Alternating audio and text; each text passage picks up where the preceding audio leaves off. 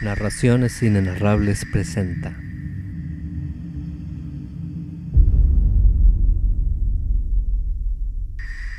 de Clark Ashton Smith.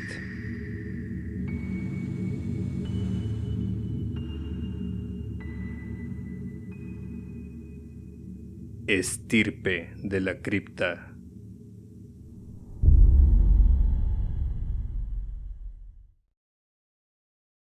Muchos y multiformes son los oscuros horrores que infestan la tierra desde sus orígenes. Duermen bajo la roca inamovible, crecen con el árbol desde sus raíces, se agitan bajo la mar y en las regiones subterráneas, habitan los reductos más sagrados. Cuando les llega su hora, brotan del sepulcro de orgulloso bronce o de la humilde fosa de tierra. Algunos hay de antiguo conocidos por el hombre, otros permanecen ignorados hasta el día terrible de su revelación. Tal vez los más espantosos y atroces no se han manifestado aún. Pero entre aquellos que surgieron hace tiempo, entre los que han evidenciado su insoslayable presencia, hay uno que por su suprema inmundicia no puede nombrarse. La descendencia que los moradores secretos de las criptas han engendrado en la humanidad. En cierto modo, es una suerte que la historia que debo relatar ahora se refiere en gran parte a sombras indecisas, a dudosas insinuaciones y a deducciones discutibles. De otra manera, jamás habría sido escrita por mano humana ni leída por los ojos de los hombres. Mi participación en el espantoso drama fue breve, ya que se limitó a su último acto. Los primeros apenas constituían para mí una leyenda remota y horrible. Aún así, el dislocado reflejo del horror que todo el asunto me produjo ha convertido los principales sucesos de la vida normal en tenues sendales tejidos al oscuro borde de algún abismo batido por el viento, al borde de algún sepulcro donde se oculta y supura la máxima corrupción de la tierra. La leyenda a que aludo me era conocida desde la infancia, ya que fue tema habitual de chismorreos familiares y de mudos asentimientos de cabeza, pues Sir John Tremont había sido compañero de clase de mi padre. Yo no había visto nunca a Sir John. Tampoco había visitado Tremont Hall hasta el día en que comenzó el acto final de la tragedia. Mi padre emigró de Inglaterra. Me llevó consigo a Canadá cuando todavía era niño. En Manitoba prosperó como apicultor, y después de su muerte, las colmenas me tuvieron muy ocupado durante varios años, sin poder realizar mi sueño dorado que era visitar mi tierra natal y viajar por sus comarcas rurales. Cuando por fin logré realizar el viaje, recordaba muy confusamente las viejas habladurías sobre Sir John. Un día, ya en mi país natal, decidí dar una vuelta en motocicleta por las típicas comarcas inglesas. Tremont Hall no formaba parte de mi itinerario, desde luego. Al fin y al cabo, el espantoso suceso relacionado con dicha mansión no suscitaba en mí ninguna curiosidad morbosa, como acaso la hubiera suscitado en otras personas. Fui a parar allí por pura casualidad. Había olvidado por dónde caía Tremont Hall. Ni siquiera se me ocurrió que pudiera estar por los alrededores. De haberlo sabido, creo que me hubiera desviado, a pesar de la urgente necesidad de buscar albergue aquella noche, antes que tomar parte en la tremenda desdicha que afligía a su dueño. Cuando llegué a Tremont Hall estábamos a principios del otoño. Acababa de hacerme una jornada entera de viaje a través de una campiña ondulada por serpeantes carreteras y pacíficos caminos vecinales. El día había sido despejado. Brillaba un cielo pálido sobre los nobles parques teñidos de rojo y ámbar en la languidez otoñal. Pero, avanzada la tarde, comenzó a extenderse la niebla por las bajas colinas y acabó por envolverme en su seno espectral, de suerte que me extravié y no pude encontrar indicación alguna que me orientara hacia la ciudad donde pensaba pasar la noche. Seguí adelante al azar, con la idea de que no tardaría en dar con otra bifurcación. La carretera era poco más que un rústico camino vecinal, totalmente solitario. La niebla se había hecho más espesa y oscura, borrando el horizonte en toda su extensión. A juzgar por lo que veía, El paisaje de la región estaba formado de matorrales y peñascos, sin vestigio de cultivo alguno. Subí un repecho y descendí después por una cuesta larga y monótona, mientras la niebla se hacía más densa con el crepúsculo. Me parecía que rodaba en dirección oeste, pero ante mí, en la pálida oscuridad, no descubría el más mínimo resplandor que indicara el lugar donde se estaba poniendo el sol. Me llegaba un húmedo olor salitroso, como de marismas.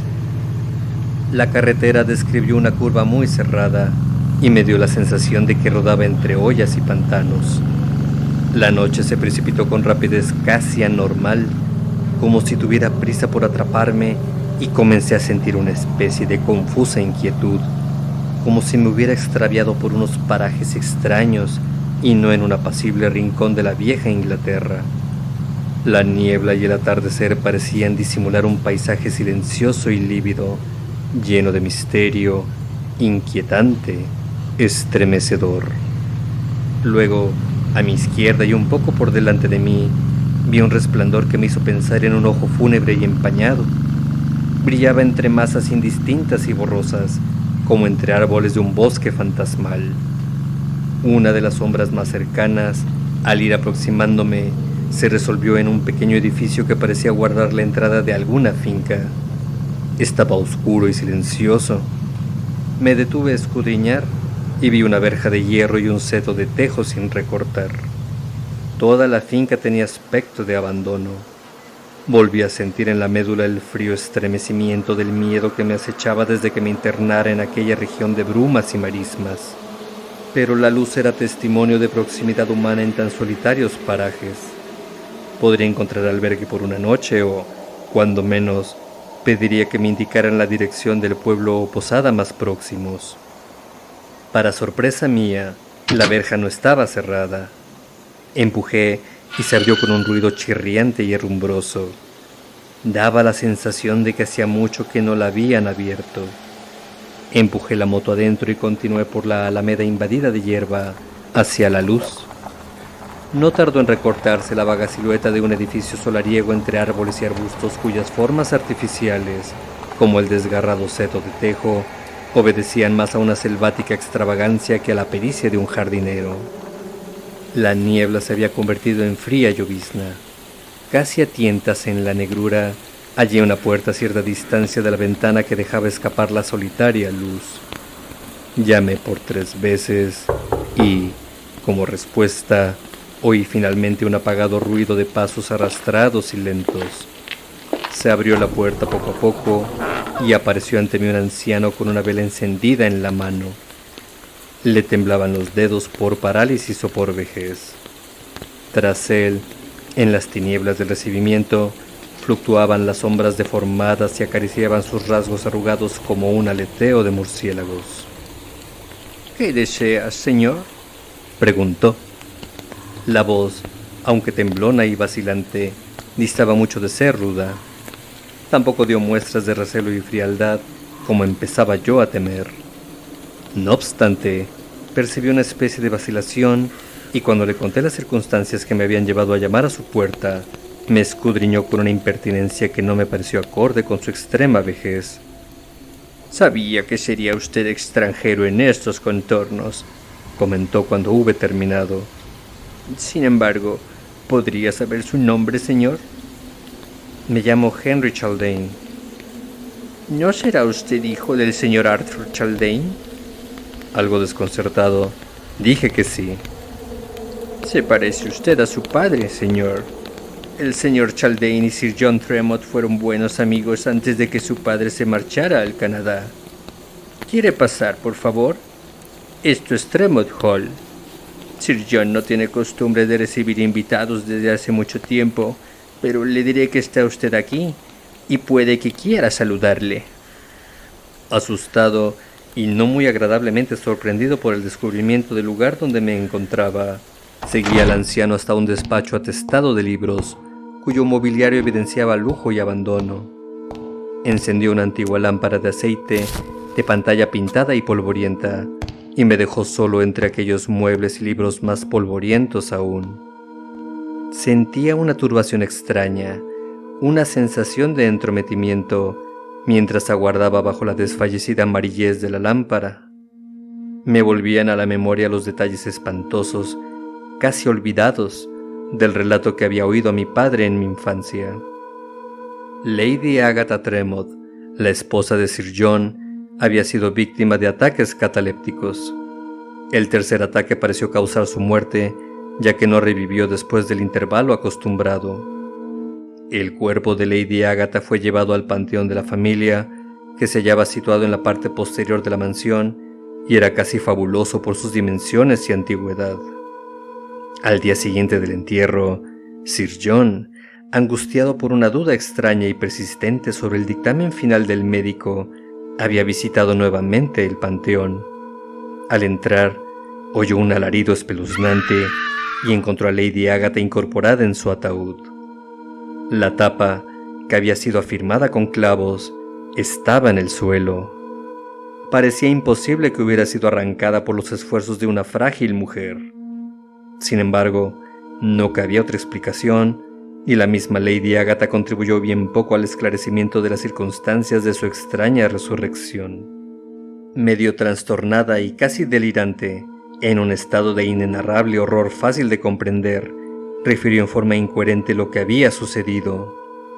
No recordaba haber hecho esfuerzo alguno por liberarse de su ataúd, pero se sentía enormemente trastornada por el recuerdo de una cara pálida, espantosa, inhumana, que había visto en la oscuridad al despertar de su prolongado letargo mortal.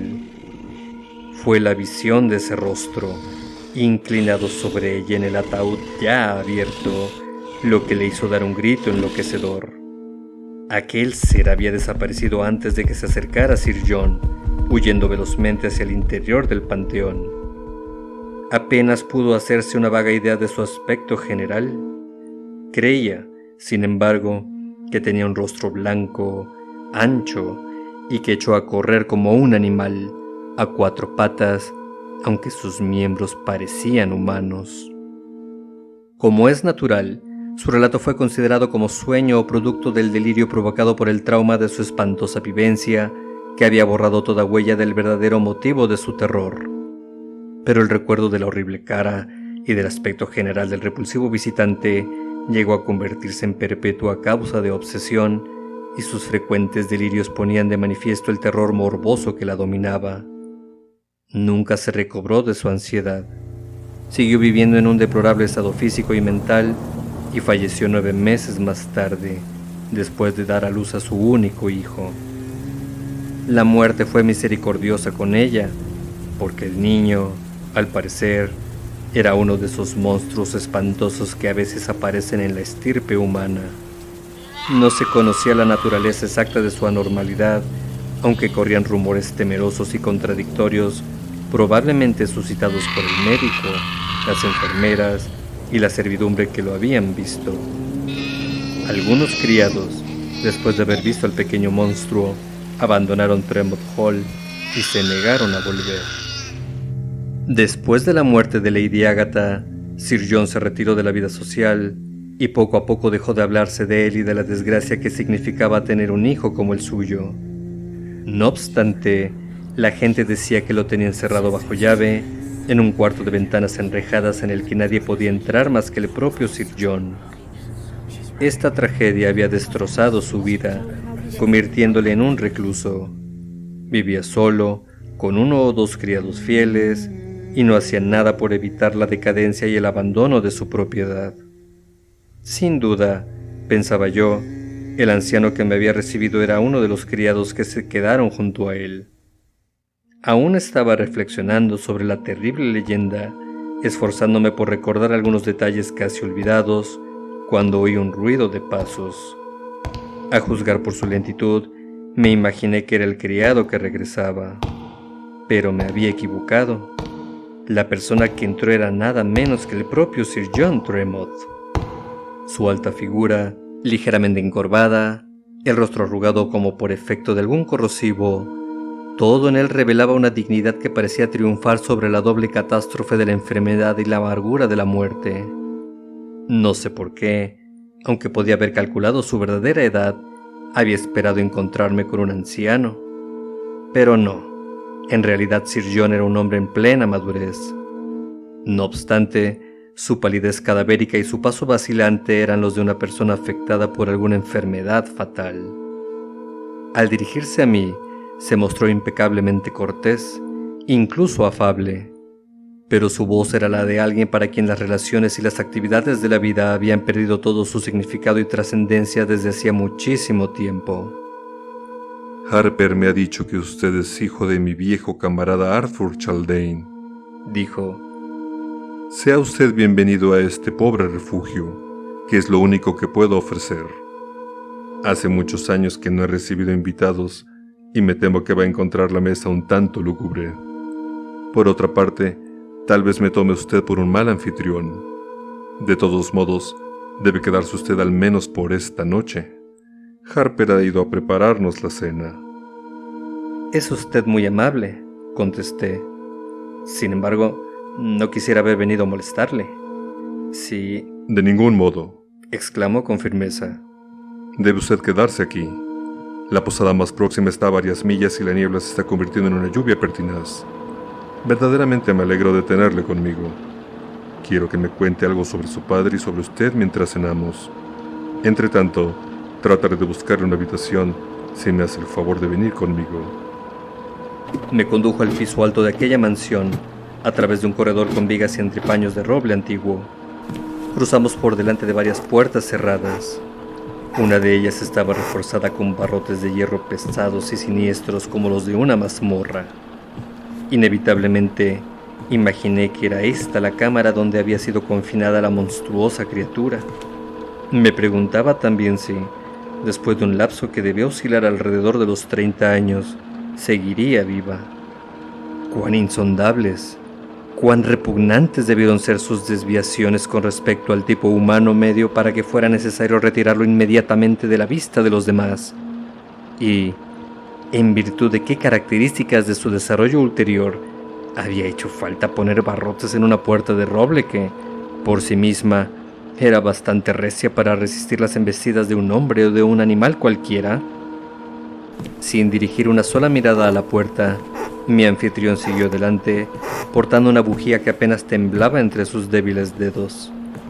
Las curiosas reflexiones en que me había sumido mientras caminaba tras él se vieron interrumpidas con un repentino sobresalto por un grito que pareció salir de la habitación clausurada. Fue un aullido largo, ascendente, muy bajo al principio, como la voz de un demonio ahogada por la tumba, que subió de tono hasta convertirse en un alarido inhumano, penetrante y furioso, como si el demonio emergiera voraz a la superficie a través de pasadizos subterráneos.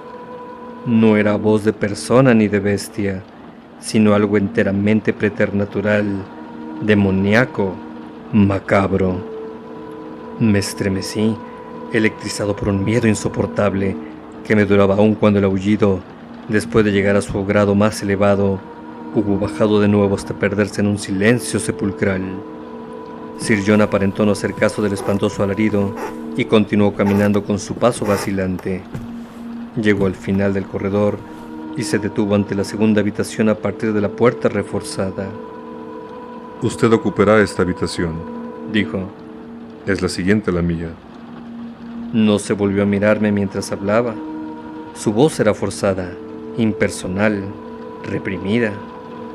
Me di cuenta, sobresaltado, de que la habitación que me indicaba como suya era contigua a la cámara de la que parecía haber brotado el tremendo aullido. Se notaba que mi habitación no había sido usada desde hacía años. Reinaba un aire denso, frío, malsano, con olor a husmo penetrante. Los muebles estaban cubiertos de polvo y telarañas. Sir John comenzó a disculparse. No sabía el estado en que se hallaba la habitación, dijo. Le diré a Harper que suba después de cenar a quitar el polvo y poner ropa limpia en la cama. Le aseguré que no tenía por qué disculparse. La tremenda soledad, la vejez de la antigua mansión, sus años de abandono y la inconsolable aflicción de su propietario me tenían hondamente impresionado. No me atreví a especular demasiado sobre el horrible secreto de la cámara enrejada ni sobre el alarido que todavía vibraba en mis nervios trastornados. Me lamentaba ya de la extraña casualidad que me había conducido a aquel lugar. Sentía un deseo imperioso de salir, de continuar mi viaje aún de cara a la fría lluvia otoñal y al viento de la noche, pero no se me ocurría ninguna excusa sólida y verosímil. Evidentemente, no tenía más remedio que quedarme. La cena, en un salón lúgubre pero señorial, fue servida por el anciano Harper. La comida era sencilla, aunque sustanciosa y bien preparada. El servicio, impecable.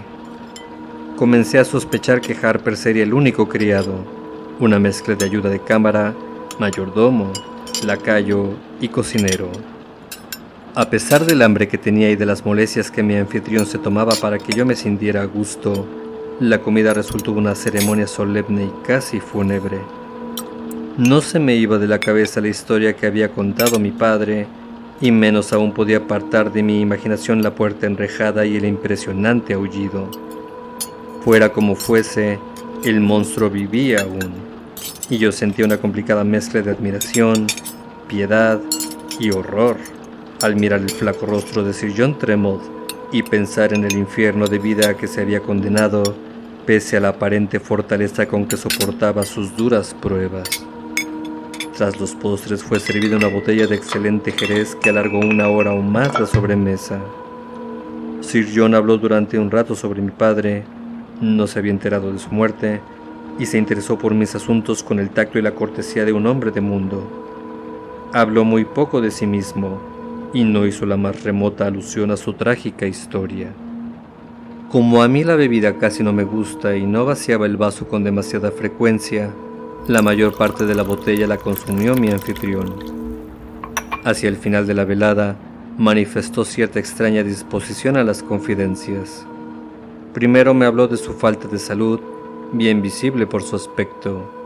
Me dijo que sufrió una gravísima enfermedad del corazón, angina de pecho, y que recientemente había sufrido un ataque excepcionalmente grave. El próximo acabará conmigo, dijo, y puede que me dé en cualquier momento. ¿Quién sabe? Tal vez esta noche. Me lo dijo con toda sencillez, como si estuviera hablando de algo corriente o aventurando una predicción del tiempo. Luego, después de una breve pausa, con más énfasis y más peso en sus palabras, comentó: Quizá piense usted que soy persona rara, pero tengo aversión a los entierros en criptas y panteones. Quiero que mis restos sean incinerados, y he consignado por escrito todas las disposiciones necesarias para ello. Harper se encargará de que se cumplan debidamente. El fuego es el más limpio y el más puro de los elementos, y acaba con todos esos procesos infames que se producen entre la muerte y la plena desintegración final. No puedo soportar la idea de una tumba mohosa, infestada de gusanos. Continuó hablando sobre el mismo tema durante un buen rato. Daba tales pormenores que sin duda se trataba de un tema sobre el que meditaba con frecuencia, si es que no se había convertido realmente en una obsesión para él. Parecía ejercer sobre él una morbosa fascinación, y al hablar mostraba un brillo doloroso en sus ojos hundidos y ocultos, y un matiz de histeria rígidamente dominada en su voz. Recordó el entierro de Lady Agatha, su trágica resurrección, y el confuso, el delirante horror del panteón, que había constituido la parte inexplicable e inquietante de su historia. No era difícil comprender la aversión de Sir John hacia los entierros, pero estaba yo muy lejos de sospechar el tremendo espanto que se ocultaba bajo esta repugnancia. Harper había desaparecido después de traernos la botella de jerez. Supuse que había recibido la orden de arreglar mi habitación. Vaciamos nuestros vasos y terminó él su peroración. El acaloramiento, que parecía haberle reanimado ligeramente, decayó y mi anfitrión adquirió un aspecto más enfermizo y más silento que nunca.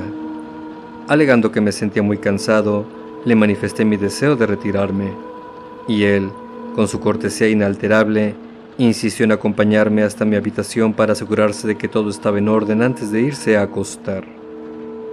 En el pasillo de arriba nos encontramos con Harper, que en ese preciso momento bajaba por un tramo de escaleras que debía conducir a un tercer piso. Llevaba una pesada cacerola de hierro con restos de comida.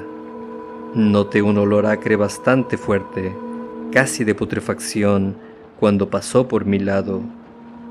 Me pregunté si habría estado dando de comer al monstruo desconocido y si no le daría la comida desde el techo a través de una trampa.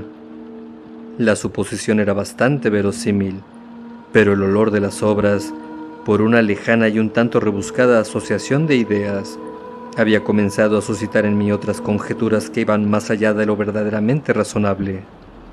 Ciertas sospechas vagas e incoherentes parecían integrarse espontáneamente en una única y horrenda suposición. Mal que peor, intenté convencerme de que la hipótesis era científicamente inadmisible, una mera fantasía de brujería supersticiosa. No podía ser que aquí, en Inglaterra precisamente, aquel demonio devorador de cadáveres que cuentan los cuentos y las leyendas orientales, el Ghul. En contra de todos mis temores, no se repitió aquel diabólico aullido al pasar frente a la habitación secreta. En cambio, me pareció oír un lento ronchar, como el de un animal enorme que devorase su alimento. Mi habitación, aunque bastante oscura, estaba ahora limpia de polvo y telarañas. Después de una inspección personal, Sir John me deseó buenas noches y se retiró a su aposento. Me sorprendieron su palidez mortal y su flojedad al despedirse, y pensé con cierta culpabilidad que la extorsión que suponía el haber atendido y obsequiado a un huésped pudo haber empeorado la grave enfermedad que padecía. Me pareció descubrir un dolor, un sufrimiento, bajo la armadura de urbanidad, y me pregunté si aquella urbanidad no era mantenida a un precio excesivo. El cansancio del viaje, junto con la pesadez del vino que había bebido, debían haberme vencido, pero a pesar de permanecer con los ojos firmemente apretados en la oscuridad, no conseguía apartar aquellas sombras malignas de sospecha que se hacinaban sobre mí. Me sentía rodeado de unos seres detestables provistos de garras inmundas, que me rozaban en sus nauseabundas contorsiones al removerme durante horas y horas o mientras contemplaba el rectángulo gris de la ventana. El constante gotear de la lluvia, el gemido del viento, se resolvieron en un espantoso murmullo de voces casi articuladas que conspiraban contra mi tranquilidad y susurraban abominables secretos en un lenguaje demoníaco. Finalmente, al cabo de un tiempo que me pareció un siglo, la tempestad amainó y dejaron de oírse aquellas voces equívocas. La claridad que entraba por la ventana se proyectaba débilmente en la negrura de la pared. Los terrores de mi larga noche de insomnio se disiparon un tanto, pero no conseguí coger el sueño. Me di cuenta del completo silencio que reinaba en la casa. Luego, en aquel silencio, oí un ruido extraño, débil, inquietante. De momento, no sabía de dónde procedía. A veces era un ruido apagado. Luego parecía aproximarse, como si viniera de la habitación contigua. No sé por qué, me recordaba el ruido que harían las garras de un animal al arañar un recio maderaje. Me incorporé y, al escuchar con más atención, me di cuenta con un sobresalto de terror de que provenía del lado donde estaba el cuarto enrejado. Se produjo una extraña resonancia. Después, el ruido se hizo casi inaudible. De pronto, y durante un rato, cesó por entero. En ese intervalo oí un simple gemido, como el de una persona agonizante o presa de un insuperable terror. No cabía la menor duda de que el gemido venía de la habitación de Sir John Tremont, y tampoco podía equivocarme ya sobre el origen del prolongado arañar. El gemido no se volvió a repetir, pero comenzó nuevamente aquel rascar en la madera y ya continuó hasta el amanecer. Después, como si la bestia que arañaba fuese de costumbres nocturnas, el ruido cesó y no se oyó más. Hasta ese momento había permanecido en una insoportable tensión de nervios, lleno de aprensión angustiosa, atento a los ruidos y, a la vez, embotado por el cansancio y el deseo de dormir. Al cesar todo sonido, allá en la descolorida palidez del amanecer, Caí en un sueño profundo del que no pudieron sacarme todos los espectros de la vieja mansión. Me despertaron unos golpes sonoros en la puerta, unos golpes que, aun en la torpeza del sueño, sentí imperiosos y urgentes. Debían ser cerca de las 12 del mediodía, y con cierto sentimiento de culpa por haberme recreado demasiado en la cama, corrí a la puerta y abrí inmediatamente. Harper, el viejo criado, estaba allí plantado, y su temblorosa excitación revelaba que algo terrible había sucedido. Siento decirle, señor Chaldane, tartamudeó, que Sir John ha fallecido. No contestaba a mi llamada como de costumbre y me he visto obligado a entrar en su habitación. Debe de haber muerto a primera hora de la madrugada. Mudo de estupor ante la noticia, recordé el gemido que oí cuando comenzaba a clarear. Tal vez había muerto en aquel preciso instante. Recordé también aquel pesadillesco arañar en la madera. Inevitablemente me pregunté si el gemido que oí no fue tanto de dolor físico como de temor. ¿No pudo ser, acaso, la tensión de estar oyendo aquel ruido espantoso lo que provocó el último ataque de la enfermedad de Sir John? No las tenía todas conmigo. Mi cerebro se atormentaba con pavorosas y horribles conjeturas. Con la cortesía convencional que suele emplearse en tales ocasiones, traté de dar el pésame al anciano sirviente y me ofrecí a ayudarle en las diligencias necesarias para destruir los restos mortales de su señor, según su última voluntad. Puesto que no había teléfono en la casa, me brindé a buscar un médico que examinara el cuerpo y extendiera el certificado de defunción. El viejo pareció experimentar una gratitud y un alivio extraordinarios. «Muchas gracias, señor», dijo fervientemente y añadió como explicación: «Le prometí vigilar su cuerpo de cerca». Siguió hablando del deseo de Sir John de ser incinerado. El varón había dejado disposiciones concretas de que se construyera una pira de leña en el montículo situado detrás de la mansión, con objeto de quemar allí sus restos y de que se esparcieran sus cenizas por los campos de su heredad. Había ordenado, facultando para ello a su sirviente, que estas disposiciones se llevaran a cabo lo antes posible después de su fallecimiento. Nadie debía presenciar dicha ceremonia, aparte Harper y los hombres necesarios para llevarla a cabo. En cuanto a los familiares más allegados, ninguno de los cuales vivía en las cercanías, no deberían ser informados hasta que todo hubiese concluido. Rehusé el ofrecimiento de Harper, que quería prepararme el desayuno. Le dije que comería cualquier cosa en el pueblo vecino. En su actitud había una extraña ansiedad y comprendí, por una especie de intuición difícil de definir, que deseaba comenzar su prometida vigilancia junto al cadáver de Sir John. Sería aburrido e innecesario detallar el velatorio que siguió. La espesa niebla marina había vuelto. Mientras me dirigía al pueblo vecino tuve la sensación de ir a tientas por un mundo húmedo e irreal.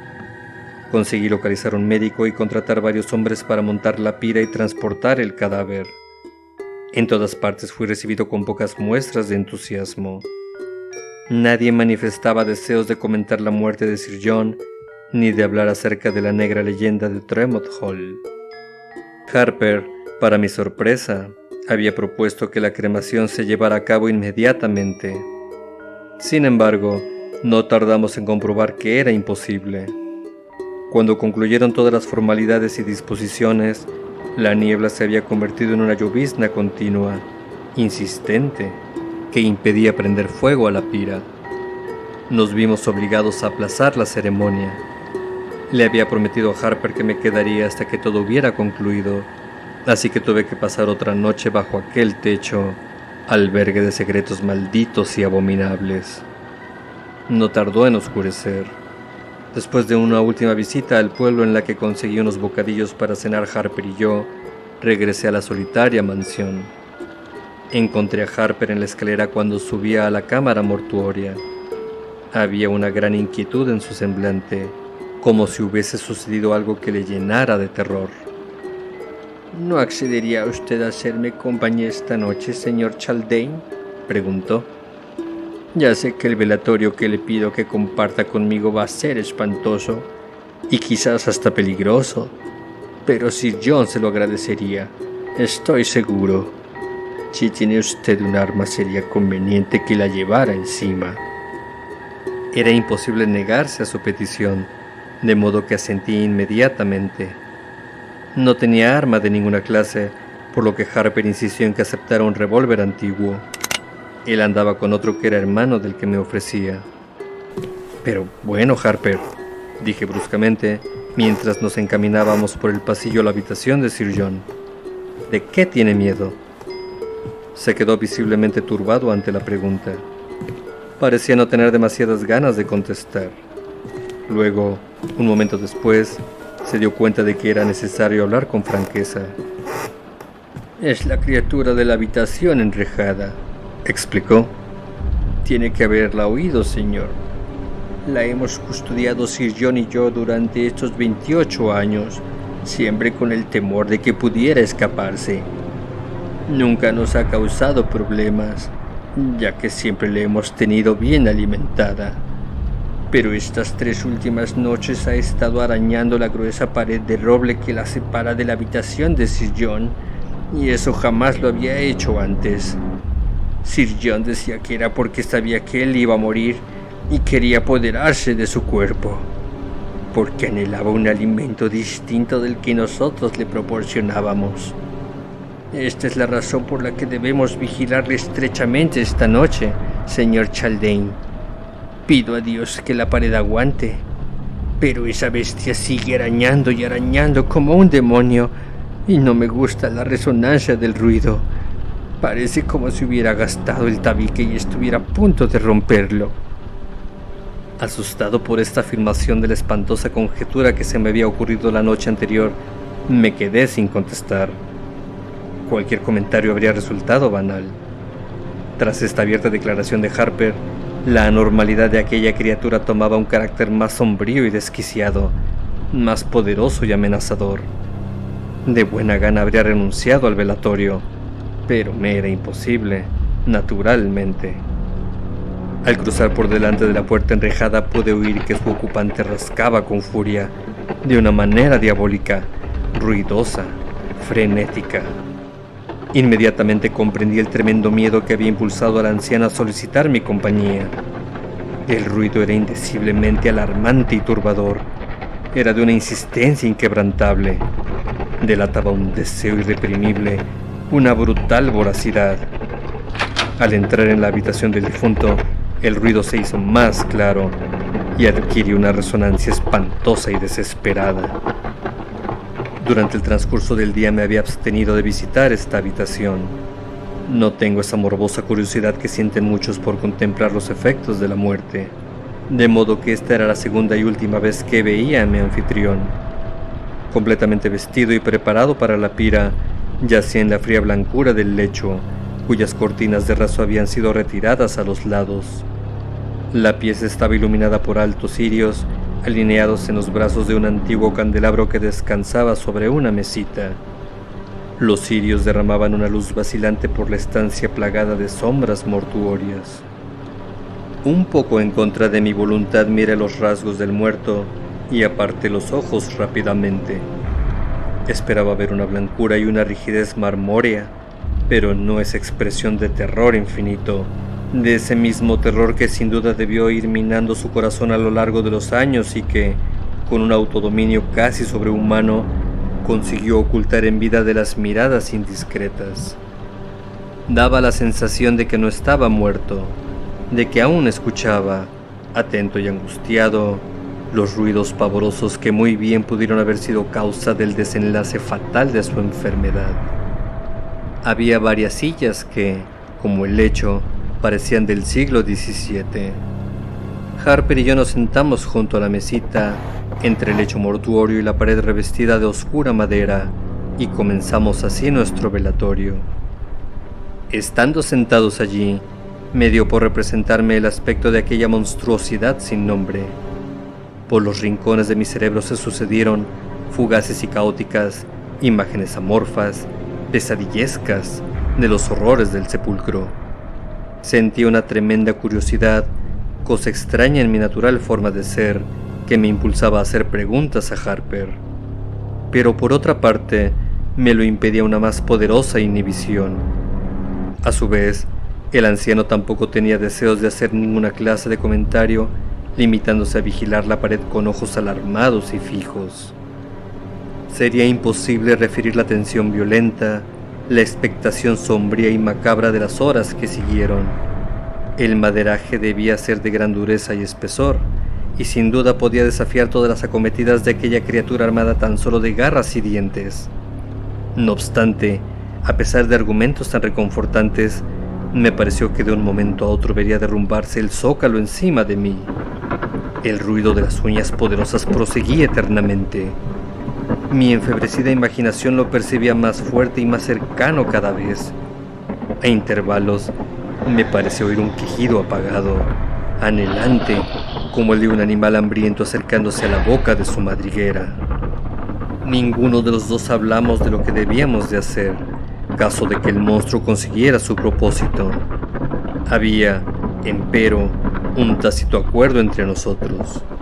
Y yo, que nunca había sido supersticioso, empecé a preguntarme si el monstruo poseería una constitución lo bastante orgánica para ser vulnerable por las balas de un revólver. ¿Hasta qué punto se habrían desarrollado los caracteres de su desconocido y fabuloso progenitor? Traté de convencerme de que tales cuestiones y conjeturas eran sencillamente absurdas, pero me las planteaba una y otra vez, como fascinado por el vértigo de un abismo prohibido. La noche fue transcurriendo como las negras y perezosas aguas de un río. Los altos cirios funerarios se habían consumido hasta pocos centímetros de los brazos verdosos del candelabro. Esta fue la única circunstancia que me dio idea del paso del tiempo, porque me encontraba como sumergido en una eternidad de tinieblas, como paralizado por un horror ciego. Llegué a acostumbrarme de tal manera a aquel perenne escarbar de zarpas en la madera que su aumento y violencia se me antojaban figuraciones mías. Y así fue como sobrevino el final, casi sin darnos cuenta. De súbito, oí un golpe, un ruido provocado al astillarse la madera, y al mirar espantado hacia la pared vi saltar un listón que quedó colgando de un entrepaño. Luego, antes que pudiera recobrarme ni comprender lo que revelaba el testimonio de mis sentidos, saltó en 1000 pedazos un gran trozo semicircular de pared bajo la arremetida de un cuerpo pesado. Gracias a Dios, seguramente, no he podido recordar jamás qué clase de ser infernal salió de aquel boquete. El choque provocado por el exceso mismo de terror me ha borrado el recuerdo de los detalles.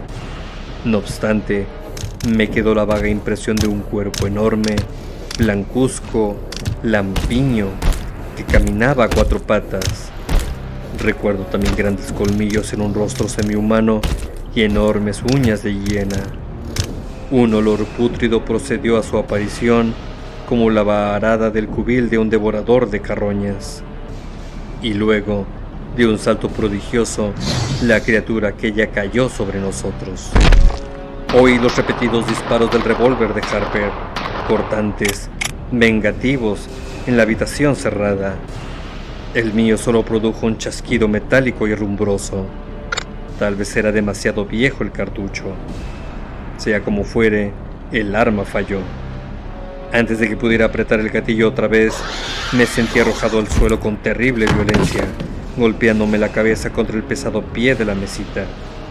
Sobre mi conciencia pareció caer un velo de tiniebla espolvoreado de incontables lucecitas que me ocultó la escena totalmente. Después, desaparecieron todas las lucecitas y quedé en completa oscuridad. Poco a poco, comencé a tener conciencia de una llama y una sombra, pero la llama era brillante y oscilaba y parecía aumentar y hacerse más luminosa cada vez. Entonces, mis sentidos inciertos y embotados se reavivaron ante un acre olor a ropa quemada. Volvieron a recobrar su forma los contornos de las cosas y me di cuenta de que me encontraba en el suelo, junto a la mesa derribada, de cara al lecho de muerte.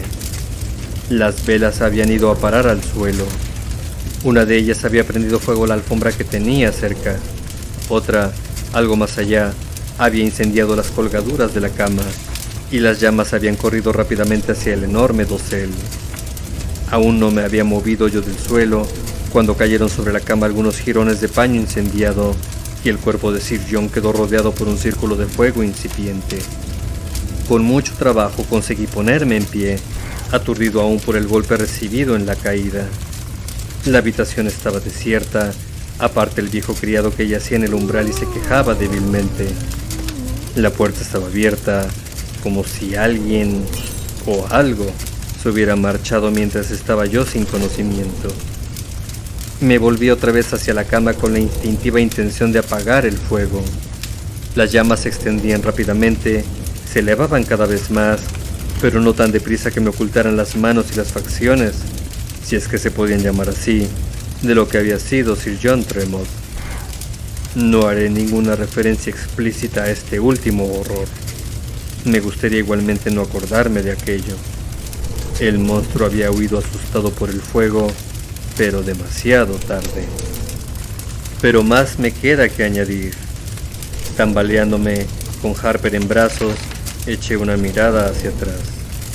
La cama y el dosel formaban una masa de llamas envolventes. El desdichado varón había encontrado su pira funeraria, tan deseada por él, en su propia cámara mortuoria. Estaba a punto de amanecer cuando salíamos de la infausta mansión. La lluvia había cesado. El cielo aparecía surcado de nubes plomizas. El aire fresco reanimó al criado, que permaneció junto a mí, sin pronunciar una palabra, mientras contemplábamos cómo se elevaban las llamas que brotaban del tejado de Tremont Hall y un cárdeno resplandor comenzaba a extenderse por los 4 costados del edificio. A la luz combinada del pálido amanecer y el fantástico incendio, descubrimos a nuestros pies unas huellas semihumanas de grandes uñas caninas hondamente impresas en el barro. Salían del edificio en dirección a la colina que había detrás. Sin decir palabras seguimos las huellas. Casi en línea recta nos llevaron a la entrada del antiguo panteón familiar, hasta la pesada puerta de hierro cerrada por orden de Sir John Tremont durante toda una generación. Pero la encontramos abierta. La cadena oxidada y la cerradura habían sido destrozadas por una fuerza brutal. Después, al examinar el interior, vimos las huellas de barro que descendían hacia las tinieblas eternas de la muerte. Íbamos desarmados los dos. Habíamos dejado nuestros revólveres en la cámara mortuoria, pero no nos paramos a deliberar. Harper llevaba una buena provisión de cerillas y buscando por allí encontré una rama que podía servirme de garrote. En silencio, con tácita determinación, realizamos una minuciosa inspección de las criptas más inmediatas, gastando una cerilla tras otra a medida que avanzábamos por entre sombras y moho. Las huellas de aquellos pies horribles se hacían más borrosas conforme iban adentrándose en la negrura de las bóvedas. En ninguna parte encontramos nada, sino humedad apestosa, telarañas seculares y un sinnúmero de ataúdes. La criatura que buscábamos se había desvanecido como tragada por los muros subterráneos. Por último regresamos a la entrada. Allí, a plena luz del día, habló Harper por primera vez y dijo en voz baja y temblorosa: «Hace muchos años, poco después de morir Lady Agatha, Sir John y yo inspeccionamos el panteón de un extremo a otro, pero no encontramos rastro alguno del ser que nos imaginábamos. Ahora es inútil buscar, igual que lo fue entonces. Existen misterios que, gracias a Dios, jamás llegaremos a desentrañar. Lo único que sabemos es que el engendro de las tumbas ha regresado a las tumbas. Que permanezca ahí es menester». En silencio y en lo más profundo de mi corazón, repetí sus últimas palabras y su ferviente deseo.